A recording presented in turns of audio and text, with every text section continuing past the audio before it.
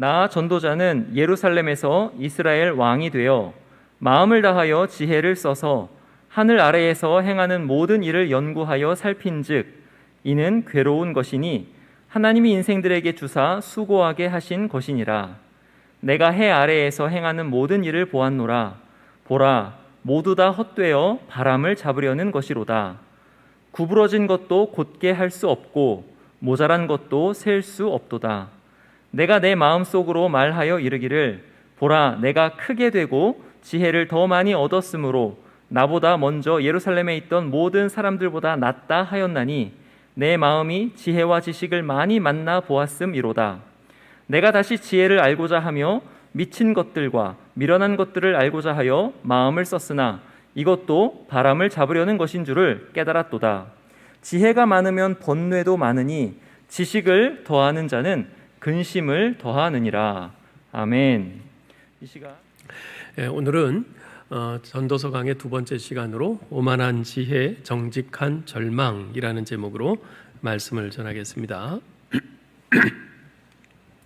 전도서는 인생의 의미를 추구한다는 점에 있어서는 매우 심오하고 철학적이지만 그 방법론에 있어서는 철저하게 우리 인간의 삶의 현장 중심적이라는 점에서 매우 실천적이고 실용적인 책입니다.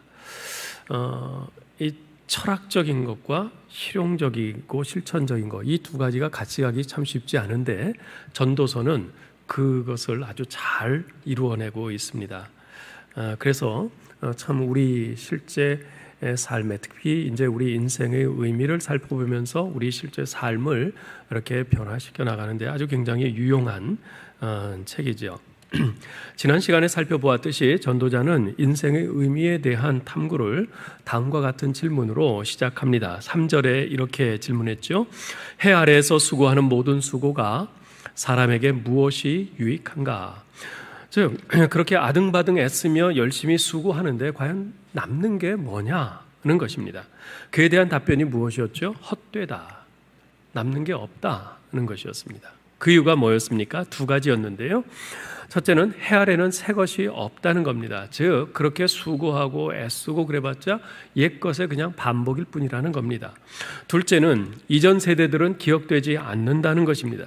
그렇게 수고하고 애써서 뭔가를 이루었지만 금방 잊혀질 뿐이라는 거예요. 나는 아주 열심히 정성껏 애를 써서 정말 길이 남을 뭔가 대단한 것을 이루었다고 생각했는데 사람들에게서 금방 잊혀져요. 이후 세대들은 전혀 관심도 없고 기억도 못한다는 겁니다. 그러니 인생에 무슨 의미가 있겠어요? 그저 인생 무상이로구나 탄식할 뿐이죠. 이처럼 해 아래 있는 인생, 즉 하나님을 배제한 채 하나님을 염두에 두지 않는 인생과 그 모든 수고가 헛되다고 선언한 전도자는 이번에는 지혜와 지식에서 그 인생의 의미를 찾아보려고 합니다. 그러나 지혜와 지식 또한 문제 해결에 아무런 도움이 되지 못하고 번뇌만 더하게 하니 이것도 헛된 일이라 이렇게 탄식을 하죠. 여러분 12절 13절을 봅시다. 나 전도자는 예루살렘에서 이스라엘의 왕이 되어 마음을 다하며 지혜를 써서 하늘 아래에서 행하는 모든 일을 연구하며 살핀즉 이는 괴로운 것이니 하나님이 인생들에게 주사 수고하게 하신 것이라. 전도자는 예루살렘에서 이스라엘 왕이 되어 다스렸던 솔로몬 왕입니다. 그는 왕이 될 때 하나님께서 내가 네게 무엇을 해주기를 원하느냐 물으시자 이 백성을 잘 다스릴 수 있도록 지혜를 주십시오 이렇게 간구했죠. 그로 인해서 그는 하나님으로부터 인류 역사상 전무후무한 지혜를 받아 누렸던 사람입니다. 그 솔로몬의 지혜가 얼마나 뛰어났든지 그 지혜의 뛰어남을 열왕기상 4장 29절로 34절에서는 이렇게 설명합니다. 하나님이 솔로몬에게 지혜와 총명을 심히 많이 주시고 또 넓은 마음을 주시되 바닷가의 모래같이 하시니 솔로몬의 지혜가 동쪽 모든 사람의 지혜와 애굽의 모든 지혜보다 뛰어난지라.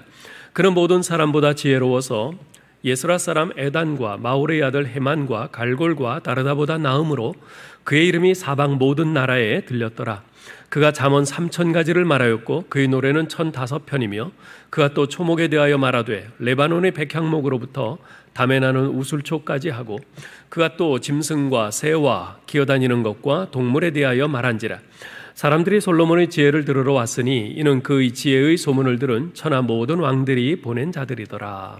아멘. 아마도 그 당시 세상에서 가장 지혜로운 사람을 들라면 에단, 헤만, 갈골, 다르다 같은 사람을 손꼽았던 것 같습니다. 오늘날로 말하자면 과학계에서는 스티븐 호킹이요, 철학계에서는 김영석 교수 같은 분이요, 경제계에서는 워렌 버핏, 문화계에서는 이어령 교수 같은 분들을 거명하는 것과 같은 것이겠죠. 그런데 위에 열거한 그 고대의 현자들보다도 솔로몬이 더 지혜로웠다고 말합니다. 그의 지혜는요, 시면 시, 노래면 노래, 식물이면 식물, 동물이면 동물, 그리고 세상 사는 이치에 이르기까지 모든 것을 망라하는 아주 전방향적인 그런 지혜였어요. 그야말로 아주 박학다식한 왕이었죠. 나아가 그의 지혜는 동양과 애굽 전체의 지혜를 합한 것보다 크다고 말을 합니다. 자, 그런데 그토록 뛰어난 지혜를 소유한 그가 인생의 문제에 대해서 고민하며 연구한 결과 깨닫게 된 것이 무엇입니까? 하늘 아래에서 행하는 모든 일이 괴로운 것이다 라고 말해요. 그가 그 대단한 지혜를 가지고 인생을 자세히 살펴서 연구한 결과 내린 결론이 뭐냐면 하늘 아래에서 행하는 모든 것이 괴로운 것이다. 왜 그럴까요? 어째서 하늘 아래에서 행하는 모든 일들이 괴로운 것일까요? 여러분, 타락 이전에는요, 에덴 동산에서 행하는 모든 일들이 하나님께 순종하면서 하나님의 기쁨을 위해서 사는 삶이었지만, 그런데 거기에서 참 행복했어요. 즐거웠어요.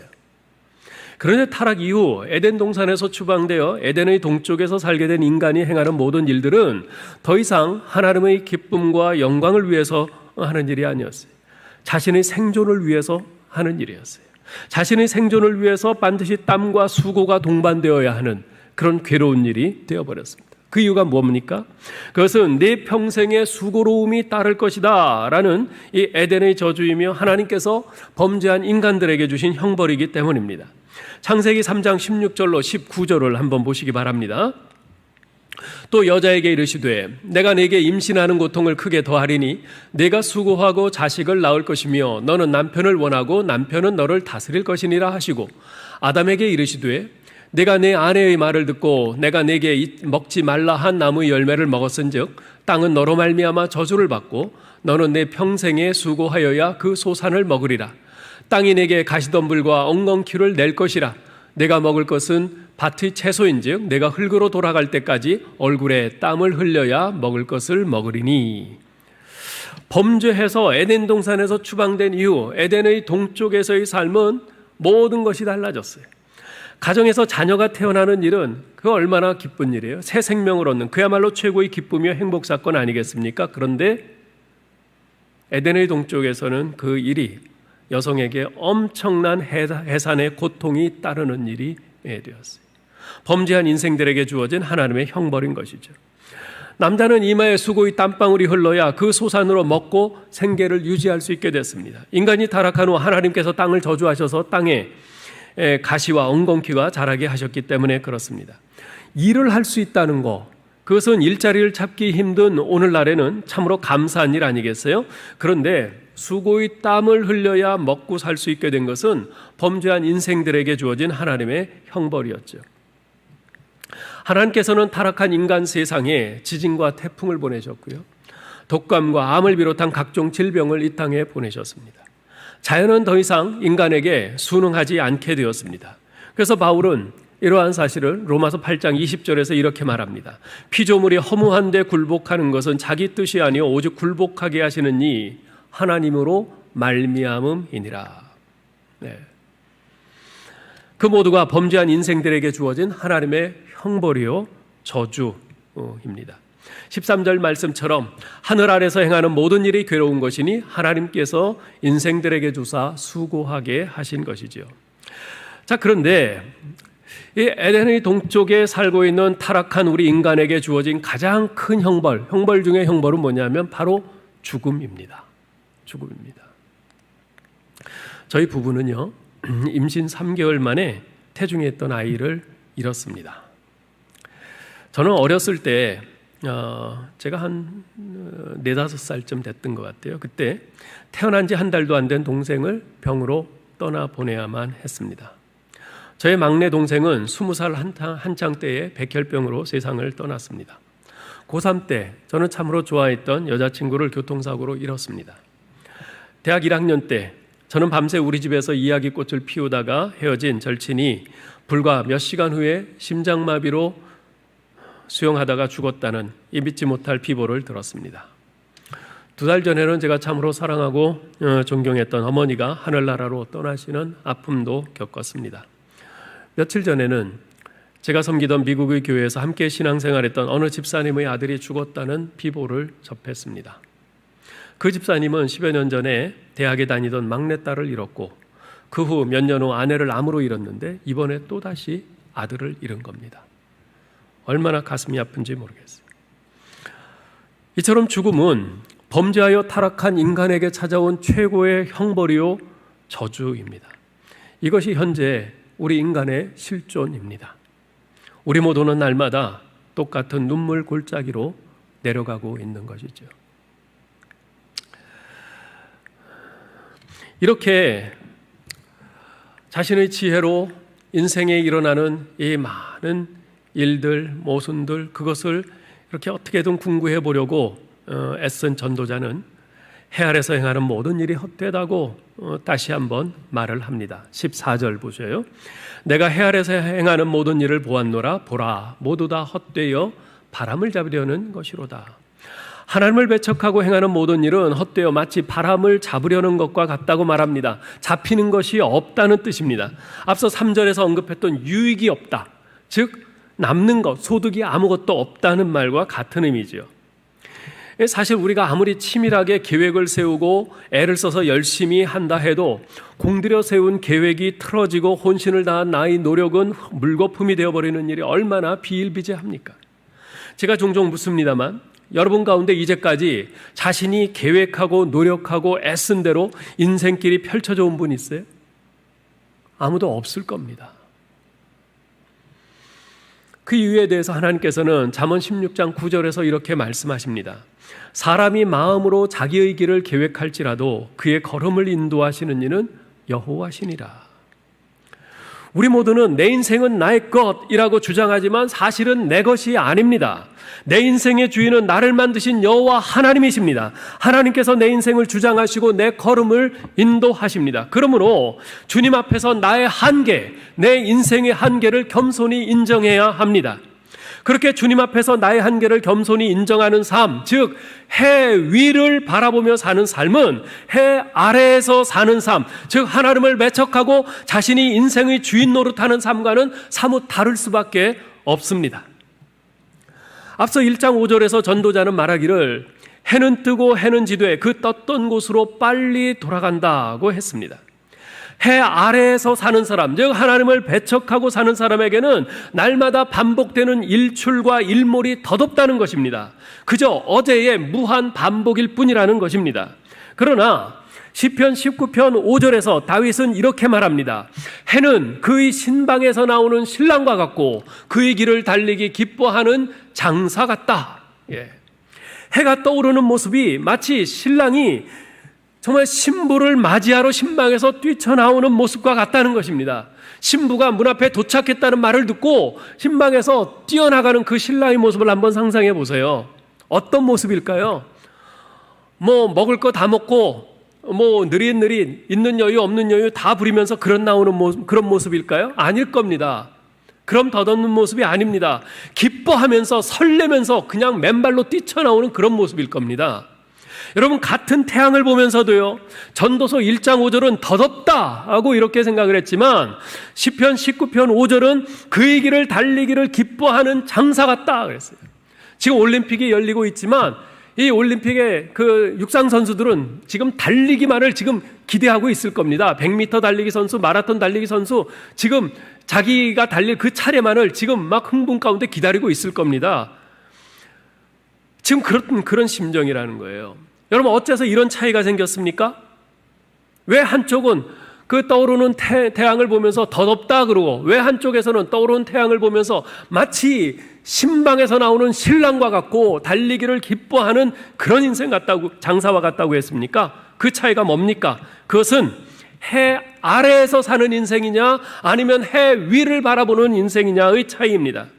시편 19편의 저자인 다윗은 해 아래에서 사는 인생, 즉 하나님을 배척하고 자신이 인생의 주인 노릇하는 인생이 아니었습니다. 그는 해 위를 바라보는 인생, 즉 나를 창조하신 하나님이 내 인생의 주인이심을 믿고 그분을 겸손히 의지하는 인생이었습니다. 그렇습니다, 여러분.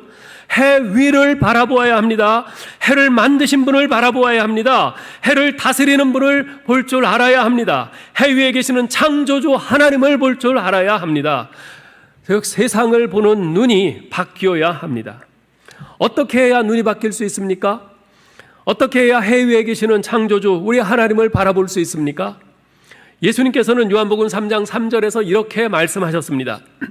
예수께서 대답하여 이르시되 진실로 진실로 내게 이르노니 사람이 거듭나지 아니하면 하나님의 나라를 볼 수 없느니라 그러셨습니다.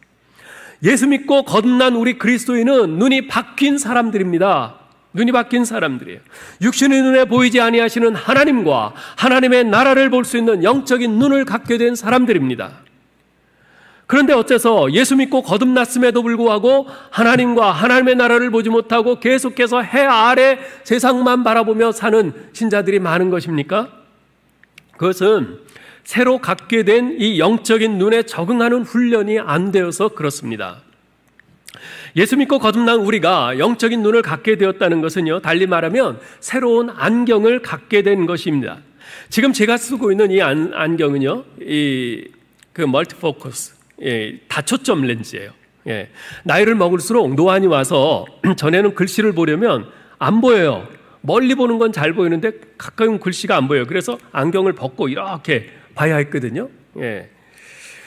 어떤 분이 이제 다초점 렌즈를 쓰시면은 안경을 안 벗고도 다 잘 볼 수 있다고 그래갖고 이제 다초점 렌즈로 바꿨는데요. 이 안경의 좋은 점은 안경을 벗지 않고도 가까운 글씨와 먼 곳을 모두 볼 수 있다는 점입니다. 자, 그런데 한 가지요. 처음에는 이 렌즈에 적응하는데 시간이 좀 필요했어요. 렌즈의 이 아랫부분으로는 가까운 글씨를 볼 수 있도록 초점이 그렇게 되어 있고요.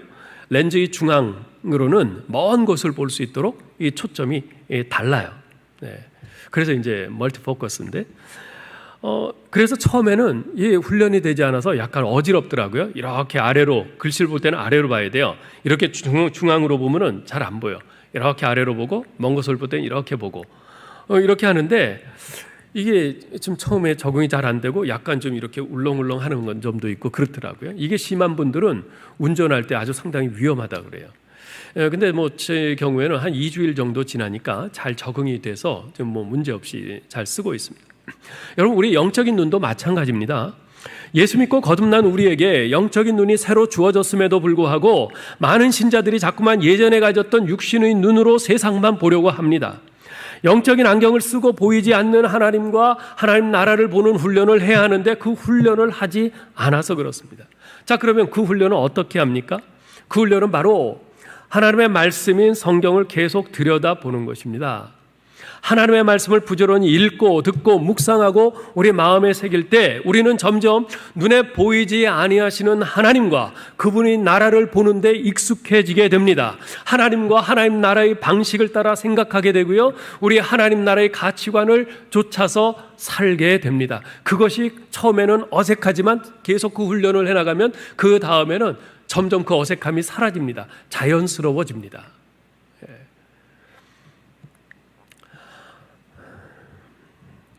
이처럼 하나님을 배척하고 행하는 모든 일은 헛되어 마치 바람을 잡으려는 것과 같다고 말한 전도자는 15절에서 한숨 쉬듯 이렇게 말합니다. 구부러진 것도 곧게 할 수 없고 모자란 것도 셀 수 없도다. 지금 이 전도자는요, 자기가 가진 그 엄청난 그 지혜를 가지고 이 세상의 모순과 불합리에 대한 어떤 해결책을 좀 찾아보려고 했어요. 그런데 해결책이 없다는 것이에요. 우리 사람은요, 어떤 문제점은 발견할 수 있을지 모르지만은 그 해결책은 찾지 못합니다. 세상을 바꾸지 못해요. 인간의 지혜로는요, 구부러진 것을 곧게 하지 못합니다. 모자란 것이 셀 수 없이 많다고 탄식합니다. 우리 인간이 이해할 수도 없고 설사 이해한다 해도 해결할 수 없는 일들이 얼마나 많은지 모릅니다. 세상에는 이런 일 천지입니다. 이런 세상을 보면서 우리 인간은 풀지 못하는 많은 의문을 갖습니다. 어째서 똑같은 지역에 지진이 났는데 지진 이쪽의 집들은 다 몽땅 파괴되고 이쪽의 집들은 멀쩡하니 그냥 있는가? 어째서 같은 차를 타고 가다가 사고가 났는데 한 사람은 죽고 또 한 사람은 멀쩡히 살았는가? 어떤 사람은 지능적으로 범죄하며 악하게 사는데도 어째서 자자손손 잘 먹고 잘 사는 반면 어떤 사람은 정직하고 착하게 사는데도 어째서 저렇게 지질이 궁상으로 사는가? 우리는 이처럼 이 땅에서 벌어지는 이 구부러진 것들을 이해하지도 못하고 곧게 하지도 못합니다. 왜 그렇습니까? 하나님께서 굽게 하신 것이기 때문에 그렇습니다. 7장 13절에서 전도자는 이렇게 말합니다. 하나님께서 행하시는 일을 보라. 하나님께서 굽게 하신 것을 누가 능히 곧게 하겠느냐. 며칠 전 주암가함에서 말씀드린 바 있습니다만 때때로 우리는 하나님께서 어째서 이렇게 행하시는 것이지 하면서 이해되지 않는 하나님의 행하심에 대해 불평하며 항변할 때가 있습니다. 오래전 제가 미국에 있을 때 2001년 9월 11일에 9.11 비행기 테러 사건이 일어났습니다. 뉴욕의 쌍둥이 빌딩인 월트레이드 센터가 무너지는 등 수천 명의 사람들이 죽고 전 세계에 엄청난 충격과 공포를 가져다 준 사건이었죠. 세상은 9.11 이전의 세상과 9.11 이후의 세상으로 나뉜다는 말이 있을 정도로 그 사건은 미국을 넘어서 전 세계에 엄청난 파장을 몰고 온 사건이었습니다. 아마 이 코로나가 지나면 또 그렇게 말할지도 모르겠어요. 이 세상은 코로나19 이전과 이후로 나뉜다. 아마 그렇게 될 것 같아요. 자, 어쨌건 그때 당시 그 9.11 당시에 그 월트레이드 센터에서 이 스탁 브로커로 일하던 그 아들을 잃은 어떤 분이 제게 이런 질문을 해요. 그 월트레이드 센터에서 그 스탁 브로커로 일할 정도면은 뭐 1년에 뭐 연봉이 뭐 수십억입니다. 근데 거기서 일하던 아들이 월트레이드 센터가 무너져서 죽은 거예요. 근데 그분이 교회 안 다니시는 분이었는데 우리 교회 분이 너무나 상심하고 있는 그분을 저희 교회에 이제 성경 공부하는데 이제 데리고 이렇게 나오셨어요. 그분이 성경 공부를 쭉 참석하다가 제게 이런 질문을 해요. 목사님, 성경에 말씀하기를 하나님이 허락하지 않으시면 참새 한 마리도 떨어지지 않는다고 했죠. 그렇다면 이번 테러 참사도 하나님께서 허락하신 거네요. 만일 하나님께서 허락하지 않으셨다면 그런 끔찍한 테러는 일어나지 않았을 텐데 하나님께서 허락하셔서 일어난 것이라면 결국 하나님께 책임 있는 거 아닌가요? 그분의 심정이 충분히 이해가 되죠. 생때 같은 그 자식을 그렇게 잃었으니 정말 그 마음 속에서 그 정말 울분과 그 슬픔과 아픔이 어떻겠어요? 제가 그분께 이런 답변을 해드렸어요. 아드님 일은 정말 가슴 아프게 생각합니다. 하지만 그 책임을 하나님께 돌릴 수는 없습니다. 그 테러에 대한 책임은 전적으로 그 악한 일을 획책하고 행한 사람들에게 있습니다. 하나님께서 어째서 그러한 끔찍한 일들이 일어나도록 허용하셨는지는 모르겠으나 하나님이 허용하셨다고 해서 그 테러범들의 책임이 감소되거나 그 책임이 하나님께로 이전되는 것은 아닙니다. 누가복음 15장에 탕자의 비유가 나오는데요. 거기에 보면 둘째 아들이 아버지를 졸라서 재산을 나눠달라고 합니다. 그때 아버지가 마침내 허용을 하고 그 아들 뜻대로 재산을 나눠줍니다. 그 결과 그 아들이 그 도시로 가서 그 재산을 다 탕진해 버렸는데 그렇다면 그 책임은 누구에게 있습니까? 허용을 한 아버지에게 있습니까? 아니면 그렇게 고집을 부리고 재산을 가지고 와서 다 탕진해 버린 아들에게 있겠습니까? 전적으로 아들의 책임이죠. 내가 재산을 나눠달라고 했을 때 아버지가 끝까지 안 된다고 하면서 막기만 하셨어도 제가 이렇게 되지는 않았을 거 아니에요? 그러면서 그 책임을 아버지에게 전가할 수 있겠습니까?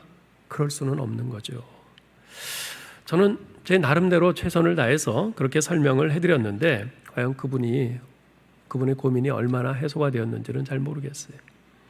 여러분, 우리가 가진 지혜로 인간 세상에서 일어나는 모순들을 납득해보고자 이런저런 생각도 해보고 또 그런 모순들을 해결해보고자 이런 궁리 저런 궁리도 해보지만 해 아래에서, 즉 하나님을 배제한 채 하나님 없이 자신의 지혜로 행하는 모든 일은 헛되고 공허할 뿐 아무 유익이 없다는 것입니다.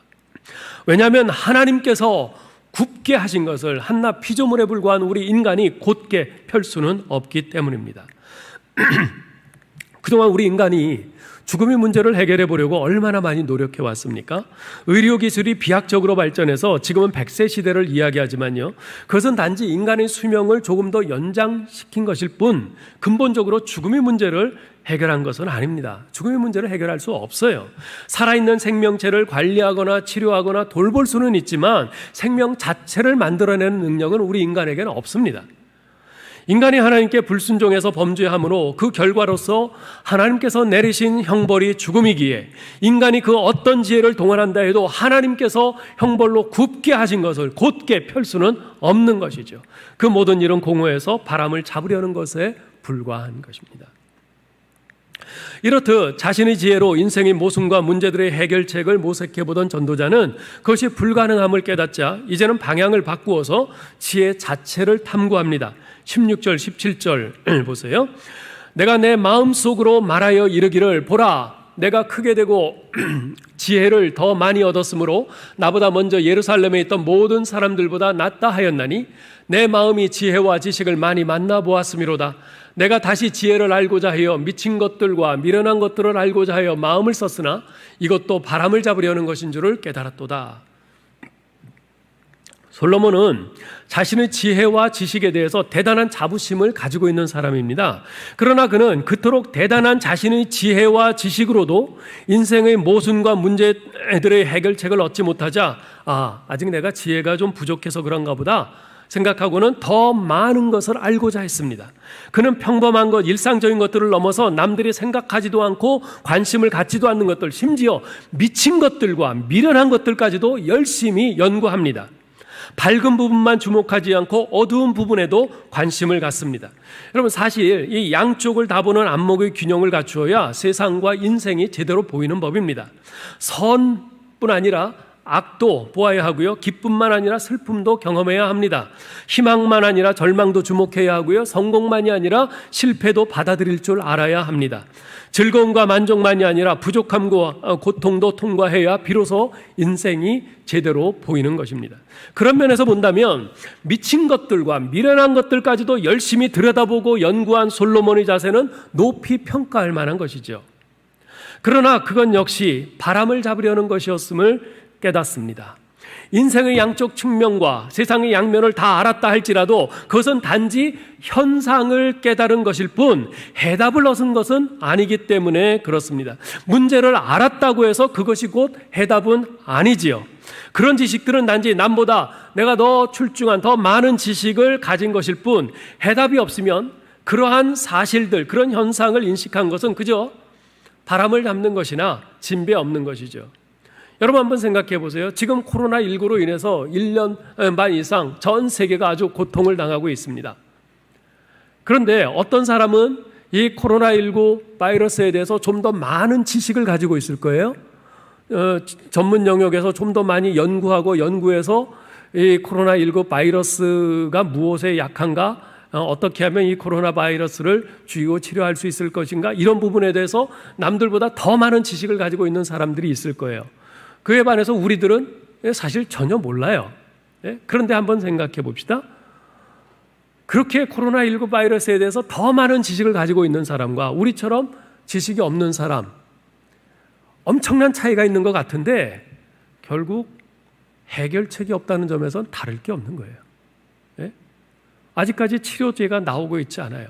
백신이 나왔지만 백신도 완벽하지 않아요. 우리보다 더 많은 지식을 가지고 있지만 그러나 근본적인 해결책을 모르면 그 지식을 갖지 못한 사람과 별 차이가 없는 것이죠. 해 아래 있는 지혜, 하나님을 배제한 지식일 때 그것은 아무런 유익이 없는 지혜요 지식이라는 것입니다. 그래서 전도자는 결론적으로 이렇게 말합니다. 18절 보세요. 지혜가 많으면 번뇌도 많으니 지식을 더하는 자는 근심을 더하느니라. 어째서 지혜가 많으면 번뇌도 많고 지식을 더하는 자는 근심을 더하게 될까요? 오늘날 많은 사람들은요, 지혜와 지식을 더 많이 갖기를 소원하고 추구합니다. 지혜와 지식이 많으면 더 많은 것을 할 수 있고, 더 많은 것을 성취할 수 있고, 더 많은 것을 누릴 수 있고, 그 결과 더 행복할 것이라 생각하기 때문이죠. 근데 과연 그렇습니까? 지혜와 지식이 많다는 것은 분명 더 많은 것을 알고 있다는 의미입니다. 그런데 알고 있는 것 자체가 우리를 행복하게 하지는 않습니다. 왜냐하면 부조리와 모순으로 가득 찬 이 세상에 대해서 아는 것이 많으면 많을수록 고민과 아픔과 좌절이 더 많아지기 때문에 그렇습니다. 시편 73편의 기자가 그런 심정을 토로하지 않습니까? 그는 악인의 형통함을 보고 거의 넘어질 뻔하였다고, 실족할 뻔하였다고 말합니다. 그들은 악인들임에도 불구하고 항상 평안하고 재물은 더욱 불어난다고 그래요. 게다가 그들은 자신들이 은밀히 행하는 죄악을 하나님이 알긴 뭘 알아? 그러면서 하나님을 조롱합니다. 심지어 그들은 죽을 때에도 고통도 없고 그 힘이 강건하다고 합니다. 죽을 때에도 묻히는 것도 아주 무덤이 화려하게 이를 짝이 없어요. 반면에 늘 하나님 앞에서 자신의 마음과 손을 깨끗이 하여 범죄하지 않고 살려고 애쓴 의인들은 보니까 종일 재난을 당하며 고통을 겪어요. 가난하게 살아요. 이런 모순과 불합리한 일들을 점점 더 많이 알게 되니까 마음이 더 괴로운 겁니다. 아픔과 좌절감, 자괴감이 마음을 가득 채웁니다. 모르는 게 약이라는 말처럼 차라리 몰랐더라면 좋았을 것을, 저렇게 행악하는 자들이 저렇게 잘 먹고 잘 사는 것을 차라리 몰랐더라면 좋았을 것을, 이렇게 정말 선하고 착하고 바르게 정직하게 살려는 사람들이 이렇게 고통당하고 있는 것을 차라리 몰랐더라면 그래도 마음은 편했을 것을, 이 세상에서 벌어지고 있는 이 모순되고 불합리한 일들을 점점 더 많이 알게 되니까 근심과 괴로움이 더 커지는 것이지요. 요즘은 노인에서 어린아이에 이르기까지 웬만하면 거의가 다 스마트폰을 가지고 있어요. 스마트폰을 써보면 참 편리합니다. 스마트폰은 단지 이 통신수단 역할을 하는 전화기가 아니죠. 때로는 카메라 역할도 하고요. 때로는 녹음기 역할도 하고요. 때로는 컴퓨터이기도 합니다. 길을 가다가 좀처럼 우리나라에서 보기 힘든 파란 하늘이 눈에 들어오면 집에 가서 사진기 갖고 옵니까? 아니에요. 스마트폰 꺼내서 쫙 찍어요. 즉시로. 예? 아주 고해상도로 잘 나와요. 운전하고 가다가 갑자기 어떤 생각이나 아이디어가 탁 떠오를 때가 있죠. 근데 그때 메모를 할 수가 있나요? 운전하는데 못 하잖아요. 잘 기억해야지. 그러고 가면 까먹어요. 그럴 때 어떻게 합니까? 스마트폰 탁 꺼내서 녹음을 하는 거예요. 내가 지금 떠오른 생각을 말로 하면서 거기다 녹음하는 거예요.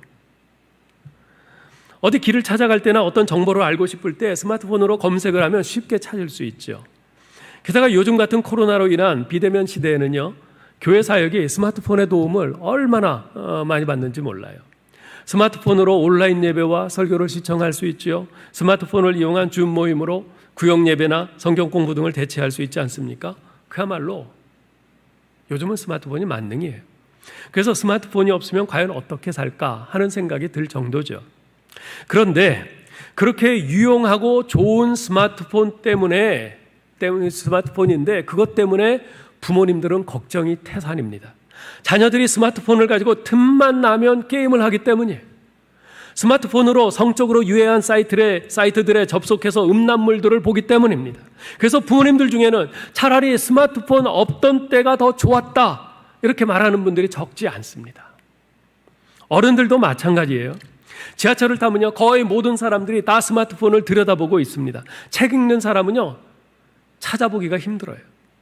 스마트폰으로 뭘 보나 하고 옆 사람을 이렇게 살짝 보면요, 거의가 게임을 하거나 드라마를 보거나 스포츠 경기를 시청하고 있어요. 인간의 지혜로 만들어낸 그 스마트폰이건만 갈수록 근심만 더 쌓이게 만듭니다. 정말 스마트폰이 없었더라면 하는 생각이 들 때가 한두 번이 아니에요. 그야말로 지혜와 지식이 많아지니까 근심과 괴로움이 더 커지는 거죠. 자, 그런데 그것이 다가 아닙니다. 지혜와 지식이 번뇌와 근심을 더하게 하는 또 다른 이유가 있는데요. 그것은 내가 알고 있는 것이 행동으로 이어지지 않는다는 것 때문입니다. 우리 교회 이 교육관에서 아이샘 어린이집으로 올라가는 계단이 있잖아요. 그 올라가는 계단 끝에 보면 지금은 없어졌는데 예전에는 거기 벽에 매번 어떤 학부모님이 한지에다가 붓글씨로 좋은 글을 써서 붙여놓곤 했습니다. 한 번은 이런 글이 붙어 있는 것을 봤어요. 인생의 가장 큰 공백은 아는 것과 행동하는 것 사이에 있다. 아무리 가까운 길이라도 가지 않으면 도달하지 못하며 아무리 쉬운 일이라도 하지 않으면 이루지 못한다. 그렇습니다. 알고 있는 것 자체가, 지식이 우리를 행복하게 하지는 않습니다. 물론 약간 즐겁죠. 행복하죠. 그런데 그건 한계가 있어요. 알고 있는 것을 실행하지 않을 때 내가 어떤 것을 안다는 행복감은 사라지고 더 큰 자괴감이 옵니다. 더 괴로워요. 알고 있는 것을 실행할 때 비로소 진정한 행복이 옵니다. 알고 있는 것과 실제 행하는 것이 일치하지 않을 때 우리는 절망하게 되고요, 불행감을 느낍니다.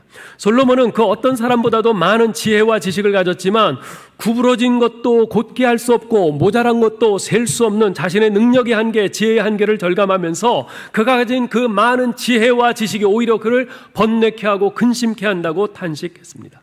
그는 지혜와 지식의 한계를 인식하면서 오만한 지혜에 머물기보다 정직한 절망 속에 몸부림치고 있는 거죠. 그리고 우리들을 향해서 너의 그 지혜와 지식을 자랑하지 마라. 너의 그 한계를 인정하면서 오만한 지혜에 머물기보다 정직한 절망 속에 몸부림하라. 이렇게 촉구하고 있는 것입니다. 왜냐하면 자신의 한계를 인식하고 하나님 앞에서 정직하게 절망하는 사람만이 하나님의 은혜로 인생의 위기에서 벗어날 수 있기 때문에 그렇습니다. 이제 말씀을 맺겠습니다. 변호사로서 방송에 자주 출연하는 고승덕 변호사란 분이 있어요. 이분은 서울대 재학 중에 사법고시를 보았는데 최연소 합격자가 됐어요. 그런데 공부를 워낙 잘해서 그런지 공부의 의미가 별로 와닿지 않더랍니다. 그래서 그냥, 그분의 표현대로 하면 그냥 행정고시를 봤는데 이번엔 수석으로 합격을 했어요. 그 다음에 또 그냥 외모고시를 봤는데 이번엔 차석으로 합격했어요. 그 어렵다는 우리나라의 3가지 국가고시를 다 최우등권으로 그렇게 합격을 한 거죠. 그야말로 공부가 제일 쉬웠어요 라고 말하는 그런 사람인 거죠. 그분은 서울대를 수석으로 졸업한 뒤에 예일대학교와 하버드 로스쿨에서 석사과정을 마치고 국제 변호사가 됐어요. 그 세계적인 법률 회사에 들어가서 일을 하다가 마침내 콜롬비아 대학 로스쿨에서 박사학위를 받았습니다. 그런데도 그의 가슴 한복판에는 채워지지 않는 갈증이 있었어요. 네. 이제까지 계속해서 한국에서 미국에서 더 높은 지식을 향해서 계속해서 추구하고 끝까지 꼭대기까지 올라갔지만 여전히 그 갈증은 채워지지 않았어요. 이게 인생의 끝인가 하는 생각이 들었어요. 그래서 그가 찾아간 곳이 어디냐면 절이었습니다. 불교에 한번 심취해보자. 불교를 가진 사람들 그런 마음이 평안하다 그러는데 한번 해보자. 그 마음에 강남에 있는 봉은사를 찾아갔습니다. 그러나 그 목마름이 해결되지 않더랍니다. 그때 누군가의 권유로 이분이 신약 성경을 읽게 됐어요. 그런데 놀라운 일이 생겼습니다. 성경에서 그의 그 갈증을 채워주는 생수를 발견한 것입니다. 요한복음 14장 6절 내가 곧 길이요 진리요 생명이니 나로 말미암지 않고는 누구든지 아버지께로 올 자가 없느니라. 이 말씀을 읽을 때 그의 마음을 쾅 때리는 것이 있었어요. 그의 마음에 생수가 채워지기 시작했어요. 바로 예수 그리스도를 만난 거죠. 그분이 쓴 자서전이 있습니다. 포기하지 않으면 불가능은 없다. 이 자서전에서 그는 이런 고백을 합니다. 비로소 평생 영원한 보금자리를 만났다. 예수 그리스도를 만나고 말한 겁니다. 비로소 평생 영원한 보금자리를 만났다. 한국과 미국에서 최고의 지혜와 지식의 산꼭대기에 올라서도 결코 채울 수 없었던 영혼의 갈증이 예수 그리스도를 만남으로 비로소 풀린 것입니다.